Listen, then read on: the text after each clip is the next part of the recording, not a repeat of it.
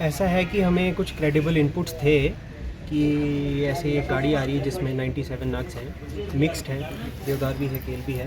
पूरी तफ्तीश अभी चल रही है। तो उस इनपुट्स के बिहाफ पे हमने नाका लगाया था हमारी भंडारपुर चेक पोस्ट पे, और जो हमारे मुलाजिम थे वो रात से ही तैनात थे, रात 11-12 बजे से। और सुबह हमें इसमें सफलता मिली है, कुछ करीब 4:30-5 बजे के करीब हमने वो गाड़ी को इंटरसेप्ट किया है, और उसमें जो नग थे वो हमने जब्त कर लिए हैं। अभी बड़ा ही प्रिलिमिनरी इन्वेस्टिगेशन चल रही है, बड़ी ही शुरुआती दौर पे है। तो हम ये पता लगाने की कोशिश कर रहे हैं कि इसका सोर्स क्या था, ये डेस्टिनेशन क्या है, ये कहाँ लेके जाने की इनकी मंशा थी, कौन कौन इन्वॉल्व है, अगर कोई इसके पीछे नेक्सस है तो वो भी कौन सा नेक्सस है। और अब ऐसे संगीन मामले में इसमें थोड़ा सा टाइम लगता है ताकि हम सही मायने में जो कल्प्रिट्स हैं उनको बाहर लाएं, क्योंकि ये तो शायद सिर्फ मोरा हो, इनके पीछे जो है उनका हम सामने लाएंगे चेहरा, और इसको तफ्तीश से जांच करके आपको कुछ ही दिनों में एक क्रेडिबल आउटपुट, क्रेडिबल रिज़ल्ट देंगे। और हम पूरी कोशिश करेंगे कि ये एक मिसाल हो, ये डेटरेंट पैदा करे। बाकी इन केस जो भी इन फॉरेस्ट ऑफेंसेस में इन्वॉल्व हैं वो डेटरेंट पैदा हो, और वो आगे से ये गलती करने से पहले 100 बार सोचें। कुछ नाम बताना नहीं चाहेंगे क्योंकि बड़ा ही प्रिलिमिनरी इन्वेस्टिगेशन है, बट जो ड्राइवर है गाड़ी का वो हमारे पास है, और हम अब इसको प्रोसीड करेंगे ऑथराइज्ड ऑफिसर और जिन भी अप्रोप्रिएट फोरम्स में law will take its own course, तो लॉ के हिसाब से इसमें आगे चलेंगे। ये अभी प्रूव नहीं हुआ है कि ये किस डिवीज़न से आई है और कहाँ जा रही है। ये इसको इन्वेस्टिगेशन कहते हैं, और इन्वेस्टिगेशन में यही हम ढूंढने की कोशिश कर रहे हैं कि ये कौन सी डिवीज़न से आई थी, किसने किया है, कहाँ जा रही है। यही एक इन्वेस्टिगेशन का प्रोसेस होता है, और उसको करने के बाद ही हम बता पाएंगे कि इसमें कौन इन्वॉल्व है और कौन सी डिवीज़न से आया है। मड़वा फॉरेस्ट डिवीज़न तत्पर है कि हम ये सारी जो फेलिंग्स हो रही हैं, अगर डैमेज हो रहा है तो उसको हम पकड़ें, और हम उसको बाज़ाब्ता रिपोर्ट करते हैं, उसका सीज़र करते हैं और जो कल्प्रिट्स को सामने लाते हैं।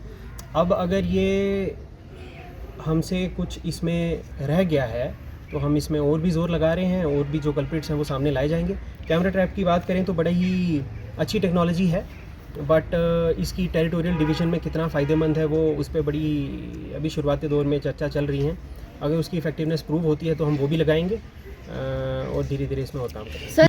अगर ये प्रूव हो जाता है, और बिल्कुल प्रूव होगा, और हम इसकी सोर्स का पता लगाएंगे कि कहाँ से ये हुआ है, और वो जिसकी भी जुरिस्डिक्शन में उस पर तो कार्रवाई ज़रूर की जाएगी। शायद आपको इस बारे में इल्म नहीं है, बट इनोमिनेशन और मार्किंग हमारा एक कंटिन्यूस प्रोसेस है जो हर साल होता है। आप RTI दायर करें, हम आपको बताएंगे कि इस साल हमने कितनी मार्किंग की, कितनी इनोमिनेशन हुई। तो ऐसा नहीं है कि मार्किंग रुकी हुई है, मार्किंग कंटिन्यूस प्रोसेस है। पिछले साल भी हमने की मार्किंग, वो फॉलन ट्रीज़ की हम मार्किंग करके फॉरेस्ट डेवलपमेंट कॉरपोरेशन जो एक स्पेशलाइज्ड एजेंसी है इसकी, उसको दी जाती है, और फिर उससे रेवेन्यू जनरेट होकर गवर्नमेंट ऑफ जम्मू कश्मीर की ट्रेजरी में वो पैसा जाता है। जो फायर है वो दो प्रोसेस से होती है, एक होता है नेचुरल और एक होता है मैन मेड। तो जो पिछले साल आप नवंबर-दिसंबर की फायर्स की बात कर रहे हैं, तो आपको याद होगा कि it is one of the driest season बहुत से सालों में पिछली बार हुआ है, तो नेचुरली भी था। और मड़वा फॉरेस्ट डिवीज़न में जो फायर थी, जो इंसिडेंसेस थे, कुछ नेचुरल थे और उनको हमने बड़ी जल्दी काबू पा लिया था।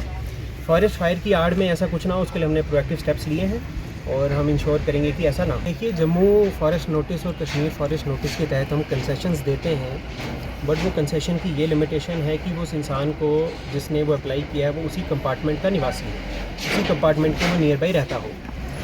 अब अगर डिमांड है कि 2000 एप्लीकेशंस आती हैं या 3000 एप्लीकेशंस आती हैं, तो इतनी डिमांड लकड़ी की नहीं है जो हम उनकी पूरी की जा सकते हैं।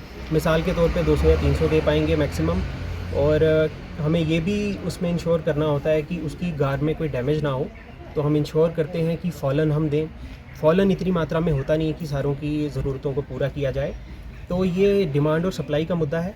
इसमें जितनी डिमांड है कंसेशनिस्ट की वो कभी भी पूरी नहीं की जा सकती है, बट इस पे मैंने ये करने की कोशिश की है कि मैं इस प्रोसेस को स्ट्रीमलाइन करके ये करूँगा कि इसमें जो गरीब हैं, जो गरीबी रेखा से नीचे हैं, उनको प्रायोरिटी दी जाए, और जो APL के ऊपर हैं, जो मतलब अफोर्ड कर सकते हैं, वो रजिस्टर्ड डिपो से लकड़ी लें। उससे क्या होगा कि सिर्फ गरीबों को मिलेगा, तो हमारी डिमांड भी थोड़ी कम होगी और हम उनको मीट कर पाएंगे। जो आप नेक्सस की बात कर रहे हैं, ऐसा नहीं है, हमारे पास पूरा रिकॉर्ड है कंपार्टमेंट वाइज। मिसाल के तौर पे